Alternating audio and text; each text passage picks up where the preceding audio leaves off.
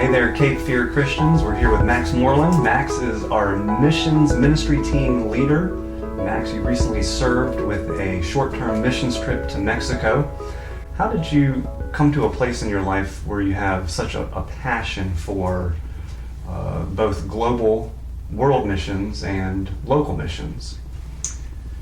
I've always thought it was important. It's the Great Commission, if you will, from Jesus, and so letting people know about God and about Jesus and His love and His plan for us is something I always thought was important. But I really never got into it in a lot of detail until I was asked to go to Ukraine by a church in Houston, and spent 2 weeks in Ukraine teaching a Bible class at a youth camp, and started to really say this is something I can make a difference with. Now, you recently went to Mexico. You served with our neighbors, our brothers and sisters to the south. Can you tell us a little bit about that trip? Well, it was a pretty typical trip of what we've done in Mexico before. We spend 3 or 4 days putting concrete roofs on houses, and at each house there's a story of the people that live there, how long they've been waiting, usually it's several years, for a roof, and the conditions that they are, where many of them are in a wheelchair or blind or in other ways unable to build a place for themselves.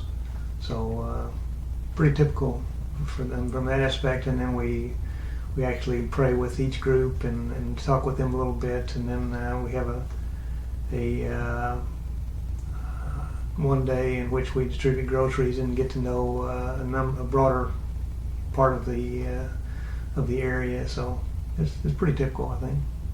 Now, where in Mexico does this mission happen? It's in Piedras Negras, which is just across the border from Eagle Pass, Texas, and right along the central part of the Mexico-Texas border. And what can you tell us about the organization, the mission itself? It's called Mano Amiga. Mano Amiga, or Mauricio Missions, kind of use those names interchangeably. It's the brainchild of Juan Mauricio. He's been doing that for about 30 or 40 years, or maybe more, I guess. And he tells his story usually while we're there in one of our devotionals, and it's pretty amazing that he was a missionary in many different places, preaching and teaching, and then he began to realize that spreading God's love maybe took a little more than that, and so he began to focus on trying to help people and spreading the gospel that way.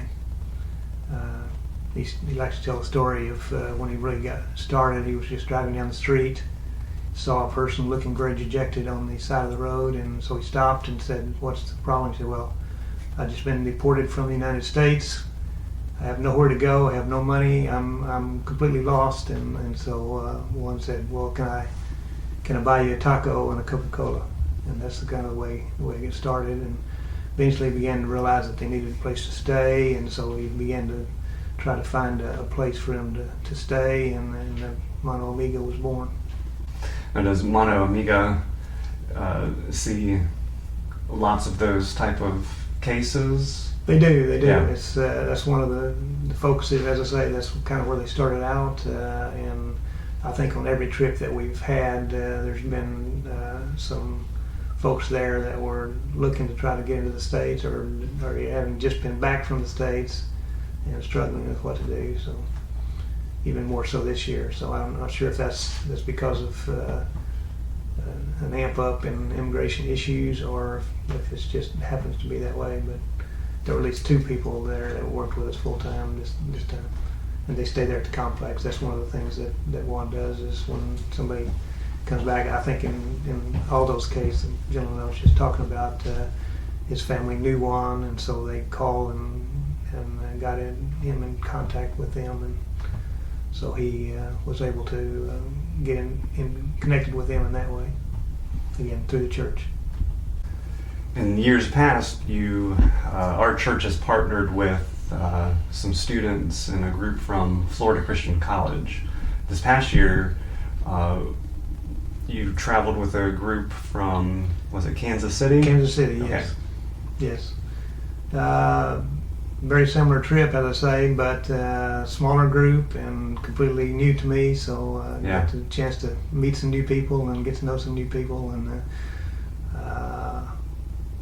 How was that experience not knowing anyone other than the folks there at the mission?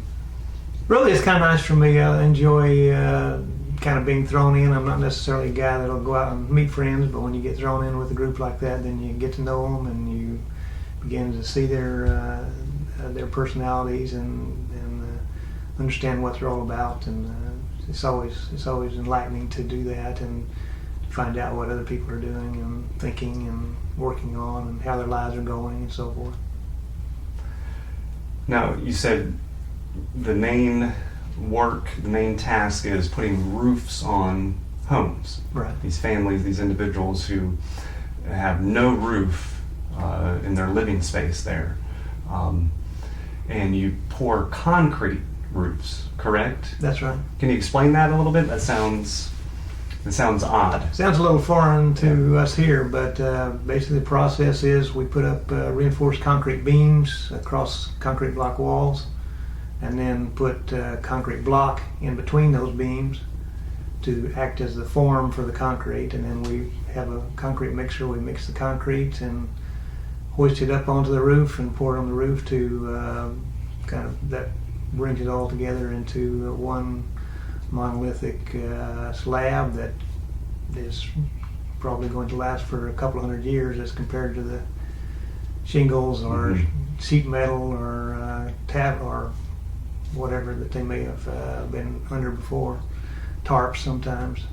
So it's a chance to really actually kind of secure their housing for many years to come. You've done this trip how many years? This is my fourth trip. What is your favorite position in the assembly line of the construction of the roofs? I like shoveling the concrete. It's a job where you can kind of measure yourself and take one scoop, and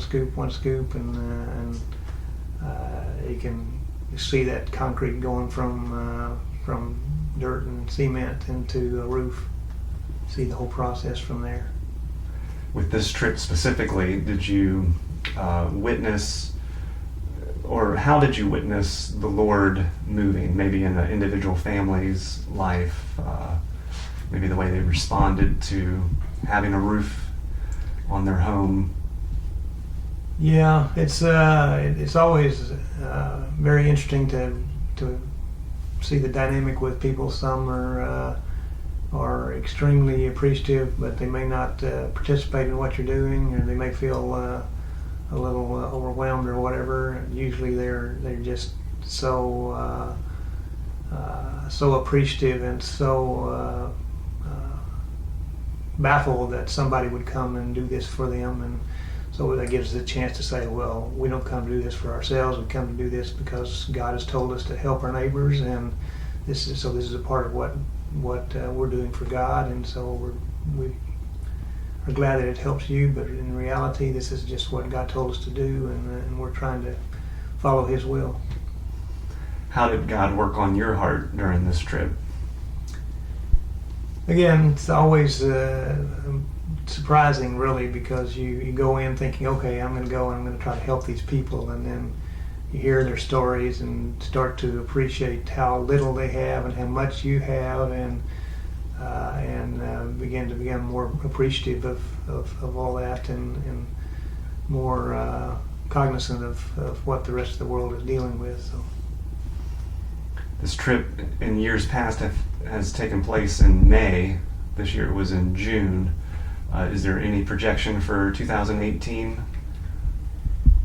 It's really hard to say. In fact, it's not something I've talked about a lot, but Mono Omega is struggling a little bit. They've previously had as many as 8 or 10 teams come per year, and the place that they have is kind of geared up for that. And yet this year, the team that I was on was the only team that came, and so they're trying to decide how they're going to proceed forward. It's hard to justify keeping all the facilities and so forth if you have only one team coming. So it's